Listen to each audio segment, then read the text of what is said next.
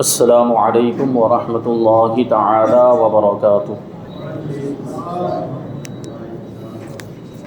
نحمده ونصلي ونسلم على رسوله الكريم اما بعد فاعوذ باللہ من الشیطان الرجیم بسم اللہ الرحمن الرحیم ان اللہ وملائکته یصلون علی النبی یا ایہا الذین آمنوا صلوا علیہ وسلموا تسلیما اللہم صل علی سیدنا ومولانا محمد معدن الجود والکرم وآلہ الکرام وابنہ الکریم وبارک وسلم صلاۃ و سلاما علیک یا رسول اللہ صلی اللہ تعالی علیہ وسلم۔ عزیزان ملت اسلامیہ، حضور پاک صلی اللہ علیہ وسلم کی وفات اقدس کا بیان جاری ہے۔ یہاں پر ایک بات آپ کو ذہن میں رکھنی چاہیے کہ ہمارا عقیدہ یہ ہے کہ حضور پاک صلی اللہ علیہ وسلم ظاہری طور پہ دنیا سے تشریف لے جانے کے باوجود زندہ ہیں، اور حضور پاک صلی اللہ علیہ وسلم کی جو زندگی ہے یہ جسمانی زندگی ہے، کہ روح تو ہر انسان کی زندہ رہتی ہے۔ حضور پاک صلی اللہ علیہ وسلم اور تمام انبیاء کرام کا جسم بھی زندہ ہے۔ اہل سنت و جماعت کا یہ عقیدہ ہے کہ انبیاء کرام کو وفات یہ صرف ایک آن کے لیے ہوتی ہے، یعنی روح نکالی جاتی ہے اللہ تبارک و تعالیٰ کے وعدے کو پورا کرنے کے لیے، پھر اس روح کو دوبارہ ایک آن کے بعد واپس ان کے جسم میں ڈال دیا جاتا ہے، کیونکہ اللہ تبارک و تعالیٰ کا وعدہ ہے کل نفس ذائقۃ الموت، کہ ہر نفس کو موت کا مزہ چکھنا ہے۔ تو اس وعدے کو پورا کرنے کے لیے، چونکہ انبیاء کرام بھی تو انسانی شکل میں دنیا میں تشریف لائے، تو اس نظام قدرت کے تحت انہیں بھی موت طاری ہوگی، لیکن ان کی موت کیسی ہوگی؟ وہ ایک آن کے لیے ہوگی، یہ روح نکالی اور پھر ڈال دی گئی، پھر وہ دوبارہ زندہ ہو جاتے ہیں اور وہ ہمیشہ کے لیے زندہ رہیں گے۔ یہ انبیاء کرام کی زندگی حدیث پاک کے اندر ہے ان اللہ حرم علی الارض ان تأکل اجساد الانبیاء فنبی اللہ حی یرزق، کہ بے شک اللہ تبارک و تعالیٰ نے زمین پر حرام فرما دیا کہ وہ انبیاء کرام کے جسموں کو کھائے، یعنی زمین انبیاء کرام کے جسموں کو نہیں کھاتی، مطلب کیا؟ ان کے جسم بھی سلامت، ان کی روح تو سلامت ہے ہی ہے، یعنی وہ اپنی قبروں میں زندہ ہیں۔ آگے ارشاد فرماتے ہیں فنبی اللہ حی یرزق، تو اللہ کے نبی اپنی قبروں میں زندہ ہیں اور روزی دیے جاتے ہیں، ان کو رزق بھی پہنچایا جاتا ہے۔ اعلیٰ حضرت رضی اللہ تعالیٰ عنہ نے ایک قطعی کے اندر ہمارے اس عقیدے کو، اہل سنت و جماعت کے عقیدے کو یوں بیان کیا ہے کہ انبیاء کو بھی اجل آنی ہے، اجل مطلب موت، انبیاء کو بھی اجل آنی ہے، مگر ایسی کہ فقط آنی ہے۔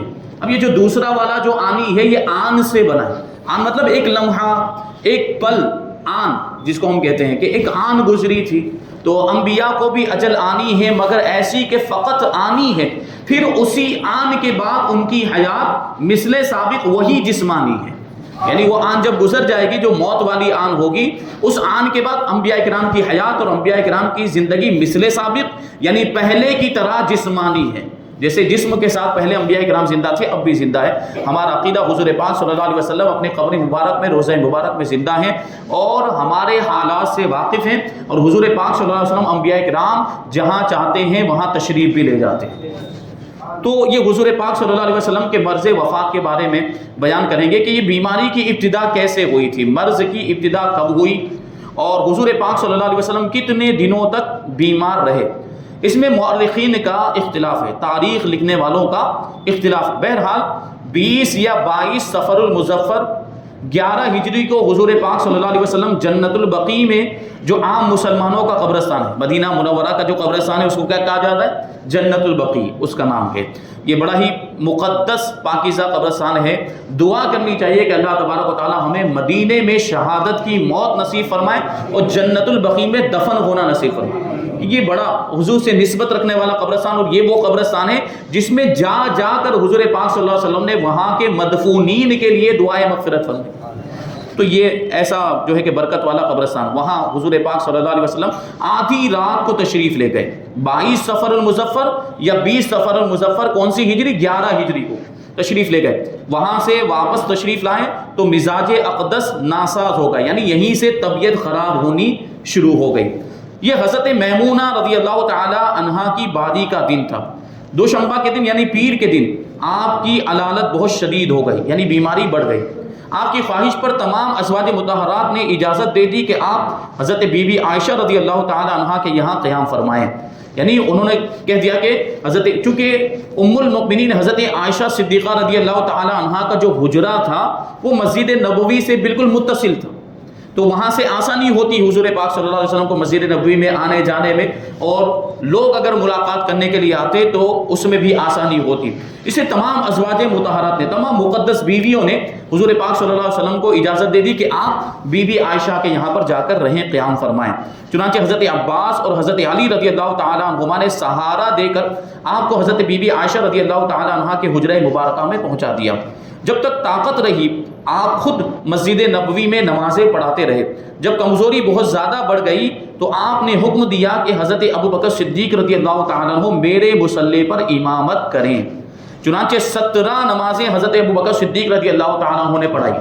اس سے بھی حضور پاک صلی اللہ علیہ وسلم کی طرف سے حضرت ابوبکر صدیق رضی اللہ تعالیٰ عنہ کی خلافت کا اشارہ ملتا ہے. صاف طور پر حضور پاک صلی اللہ علیہ وسلم نے یہ نہیں اشارہ فرمایا تھا کہ میرے بعد ابوبکر خلیفہ ہوں گے، لیکن حضور نے اگر کسی کو اپنے بعد امامت کے لائق سمجھا تو وہ ابوبکر صدیق تھے. تو اس سے بھی پتہ چلتا ہے کہ پہلے خلیفہ کون ہے؟ ابوبکر صدیق.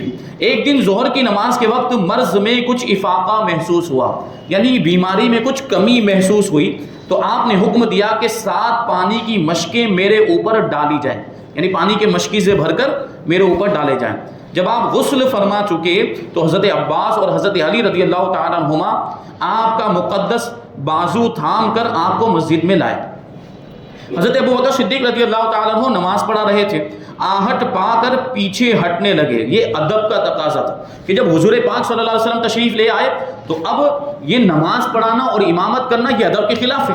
حضرت ابوبکر صدیق رضی اللہ تعالیٰ عنہ پیچھے ہٹنے لگے مصلی سے، مگر آپ نے اشارے سے ان کو روکا اور ان کے پہلو میں بیٹھ کر نماز پڑھنے لگے. حضرت ابوبکر صدیق رضی اللہ تعالیٰ عنہ کے پہلو میں حضور پاک صلی اللہ علیہ وسلم بیٹھ گئے، اور آپ کو دیکھ کر حضرت ابوبکر صدیق رضی اللہ تعالیٰ عنہ اور حضرت ابوبکر صدیق رضی اللہ تعالیٰ عنہ کو دیکھ کر دوسرے مقتدی ارکان نماز ادا کرنے لگے. یعنی حضور جیسے جیسے نماز پڑھتے جا رہے تھے ابوبکر ویسے نماز پڑھ رہے تھے، اور ابوبکر پہلے سے امام تھے، اس لیے ابوبکر صدیق رضی اللہ تعالیٰ عنہ کو دیکھ کر باقی مقتدی نماز ادا کرتے رہے. نماز کے بعد آپ نے خطبہ دیا جس میں بہت سی وصیتیں اور احکام اسلام بیان فرما کر انصار کے فضائل اور ان کے حقوق کے بارے میں کچھ کلمات بھی ارشاد فرمائے. انصار یعنی وہ صحابہ کرام جو مدینہ منورہ کے رہنے والے تھے اور مہاجرین کی جنہوں نے مدد کی تھی، اور پھر حضور پاک صلی اللہ علیہ وسلم کے مدینہ منورہ تشریف لے آنے کے بعد ہمیشہ ہر موڑ پر حضور پاک صلی اللہ علیہ وسلم کا جنہوں نے ساتھ دیا تھا. تو یہ بہت بڑی قربانی ان کی تھی، اس لیے حضور پاک صلی اللہ علیہ وسلم نے خاص طور پر ان کے حقوق بیان کیے انصار کے. مہاجرین کے پاس تو بہت ساری فضیلتیں تھیں، ان کے پاس ہجرت کی بھی فضیلتیں تھی کہ وہ ہجرت کر کے آئے تھے، لیکن انصار کے پاس یہ فضیلت تھی کہ انہوں نے مہاجرین کی مدد کی اور حضور پاک صلی اللہ علیہ وسلم کا ساتھ دیا. اور ایسے موقع پر جب مکہ والوں نے ظلم و ستم کر کے ستا کر مسلمانوں کو مکہ سے نکلنے پر مجبور کر دیا، اگر کسی نے مسلمانوں کو پناہ دی تھی وہ انصار ہی کی جماعت ہے. تو اسی لیے ان کے فضائل بیان کیے اور ان کے حقوق کے بارے میں کچھ کلمات ارشاد فرمائے اور سورہ والعصر اور ایک آیت بھی تلاوت فرمائی. گھر میں 7 دینار رکھے ہوئے تھے. یہ سادگی کا عالم دیکھیں، حکومت پوری دنیا پر ہے، کونین کے مالک ہیں اور پوری کائنات کے بادشاہ بنا کر بھیجے گئے ہیں. اور حضور پاک صلی اللہ علیہ وسلم نے ارشاد فرمایا کہ اگر میں چاہتا، حدیث پاک میں ہے، اگر میں چاہتا تو یہ احد پہاڑ سونے کا بن کے میرے ساتھ چلے. احد پہاڑ کتنا بڑا پہاڑ ہے، جن لوگوں نے دیکھا تقریباً 14-15 کلومیٹر کے رقبے میں پھیلا ہوا وہ پہاڑ ہے. حضور اس کے بارے میں ارشاد فرماتے کہ اگر میں چاہتا تو یہ احد پہاڑ سونے کا بن کے میرے ساتھ چلتا. یہ حضور پاک صلی اللہ علیہ وسلم کی شان اور یہ اختیار اللہ تبارک و تعالیٰ نے آپ کو عطا فرمایا. لیکن اس کے باوجود سادگی دیکھیں، دنیا کو اپنے پاس رکھنا پسند نہیں کیا، مال و دولت کبھی بھی جمع نہیں کیا. اگر مال و دولت جمع کیا ہوتا تو حضور پاک صلی اللہ علیہ وسلم کے تشریف لے جانے کے بعد خوب ان کا ترکہ ہوتا، تقسیم ہوتا، لیکن حضور پاک صلی اللہ علیہ وسلم نے کچھ بھی نہیں چھوڑا. 7 دینار رکھے ہوئے تھے گھر میں. آپ نے حضرت بی بی عائشہ رضی اللہ تعالیٰ عنہ سے فرمایا کہ تم ان دیناروں کو لاؤ تاکہ میں ان دیناروں کو خدا کی راہ میں خرچ کر دوں. چنانچہ حضرت علی رضی اللہ تعالیٰ عنہ کے ذریعے آپ نے ان دیناروں کو تقسیم کروا دیا اور اپنے گھر میں ایک ذرہ بھر بھی سونا یا چاندی نہیں چھوڑا. آپ کے مرض میں کمی بیشی ہوتی رہتی تھی، کبھی بیماری بڑھ جاتی، کبھی بیماری کم ہو جاتی تھی. خاص وفات کے دن یعنی دوشنبے کے روز، پیر کے دن طبیعت اچھی تھی، اتنی زیادہ طبیعت خراب نہیں تھی. حجرہ مسجد سے متصل ہی تھا، آپ کا جو حجرہ مبارک تھا وہ بالکل مسجد سے ملا ہوا تھا۔ ابھی بھی آپ دیکھیں جہاں حضور پاک صلی اللہ علیہ وسلم کا روضہ مبارک قبر انور بنی ہوئی ہے وہ مسجد سے بالکل متصل ہے۔ ایسے ہم نماز سے فارغ ہونے کے بعد اگر جیسے قبلے کی طرف رخ ہے تو اگر ہم بائیں طرف دیکھیں گے تو ادھر ہی حضور پاک صلی اللہ علیہ وسلم کا حجرہ مبارک ہے۔ اللہ تبارک و تعالیٰ سب کو روضہ مبارک کی زیارت نصیب فرمائے۔ تو چونکہ حجرہ مبارک بالکل متصل ہے، آپ نے پردہ اٹھا کر دیکھا، اس وقت جو اس کی بناوٹ تھی وہ اس طریقے سے تھی کہ وہاں سے دیکھتے تھے حضور پاک صلی اللہ علیہ وسلم حجرہ مبارک میں سے تو پوری مسجد نبوی کا منظر نظر آتا تھا، کون نماز پڑھ رہے ہیں، کیسے پڑھ رہے ہیں، سارا جو ہے کہ نظارہ حضور پاک صلی اللہ علیہ وسلم نے دیکھا۔ تو لوگ نماز فجر ادا کر رہے تھے اس وقت، یہ دیکھ کر خوشی سے آپ ہنس پڑے، یعنی مسکرانے لگے کہ میرے صحابہ کرام اور مسلمان یہ نماز پڑھ رہے ہیں۔ دیکھیں نماز سے حضور پاک صلی اللہ علیہ وسلم کو کتنی محبت تھی، اور حضور پاک صلی اللہ علیہ وسلم آپ نے ارشاد بھی فرمایا کہ میری آنکھوں کی ٹھنڈک نماز میں ہے۔ لیکن آج ہمارے مسلمان بھائی نمازوں کو چھوڑتے ہوئے نظر آتے ہیں۔ ہم جس آقا سے محبت کرتے ہیں ان کی آنکھوں کو ٹھنڈک پہنچانے کے لیے بھی ہم تیار نہیں ہوتے، حالانکہ کتنا آسان ذریعہ حضور نے بتا دیا، نمازوں کی پابندی اگر ہم کریں تو حضور پاک صلی اللہ علیہ وسلم ہم سے خوش ہو جائیں۔ تو حضور پاک صلی اللہ علیہ وسلم صحابہ کرام کو نماز پڑھتا ہوا دیکھ کر خوش ہوئے، مسکرائے۔ لوگوں نے سمجھا کہ آپ مسجد میں آنا چاہتے ہیں، مارے خوشی کے تمام لوگ بے قابو ہو گئے، مگر آپ نے اشارے سے روکا اور حجرے میں داخل ہو کر پھر واپس آپ نے پردہ ڈال دیا۔ یہ سب سے آخری موقع تھا کہ صحابہ کرام نے جمال نبوت کی زیارت کی تھی، شہر مبارک کو دیکھا تھا۔ حضرت انس رضی اللہ تعالیٰ عنہ کا بیان ہے کہ آپ کا رخ انور ایسا معلوم ہوتا تھا کہ گویا قرآن کا کوئی ورق ہو، یعنی بالکل سفید ہو گیا تھا بیماری اور کمزوری کی وجہ سے، ورنہ حضور پاک صلی اللہ علیہ وسلم کا چہرے مبارک کا جو رنگ تھا وہ سرخی مائل تھا، یعنی تھوڑی تھوڑی لالی بھی چہرے پر ظاہر ہوتی تھی، رخساروں پر ظاہر ہوتی تھی، لیکن آخری ایام میں بیماری کی وجہ سے یہ چہرہ مبارک بالکل سفید ہو گیا تھا۔ قرآن کے ورق کی جیسے ورق جو ہوتا ہے وہ کیسا سفید ہوتا ہے، ایسے حضور پاک صلی اللہ علیہ وسلم کا چہرہ مبارک سفید ہو گیا تھا۔ اس کے بعد بار بار غشی کا دورہ پڑنے لگا، یعنی حضور پاک صلی اللہ علیہ وسلم بار بار بے ہوش ہو جاتے تھے۔ حضرت فاطمہ زہرا رضی اللہ تعالیٰ عنہ کی زبان سے شدت غم میں یہ لفظ نکل گیا کہ واہ کربا اباہو، ہائے رے میرے باپ کی بے چینی، ہائے میرے والد کی تکلیف۔ حضور پاک صلی اللہ علیہ وسلم نے ارشاد فرمایا کہ اے بیٹی تمہارا باپ آج کے بعد کبھی بے چین نہ ہوگا، یعنی یہ اشارہ تھا کہ حضور پاک صلی اللہ علیہ وسلم ظاہری طور پہ دنیا سے تشریف لے جانے والے ہیں۔ اس کے بعد بار بار آپ یہ فرماتے رہے کہ مع الذین انعم اللہ علیہم، یعنی ان لوگوں کے ساتھ جن پر خدا کا انعام ہے، یعنی ایسا محسوس ہو رہا تھا کہ حضور کسی سے گفتگو فرما رہے ہیں اور کوئی آپ کو اختیار دے رہا ہے کہ آپ دنیا میں رہنا چاہتے ہیں یا آپ جو ہے کہ آخرت کو پسند کرتے ہیں، آخرت کو قبول کرنا چاہتے ہیں۔ تو حضور یہ ایسا لگ رہا تھا کسی کے جواب میں کہہ رہے ہیں مع الذین، ان لوگوں کے ساتھ جن پر اللہ تعالیٰ نے انعام فرمایا، یعنی ان لوگوں کے ساتھ رہنا چاہتا ہوں۔ اور کبھی یہ فرماتے کہ اللہم فی الرفیق الاعلی، اے پروردگار عالم بڑے رفیق میں، اور بڑا رفیق یعنی رفیق اعلیٰ یہ اللہ تبارک و تعالیٰ کی ذات کے لیے استعمال کیا جاتا ہے، بڑے رفیق میں یعنی اللہ تبارک و تعالیٰ کی بارگاہ میں پہنچنا چاہتا ہوں۔ اور لا الہ الا اللہ بھی پڑھتے تھے اور فرماتے تھے کہ بے شک موت کے لیے سختیاں ہیں، کہ موت، اب سوچیں آپ کے نبی کریم صلی اللہ علیہ وسلم جو نبی الانبیاء ہیں اور رسولوں کے بھی رسول ہیں، انہیں بھی موت کی سختیوں کا سامنا کرنا پڑا، تو ہم اور آپ تو کس شمار میں؟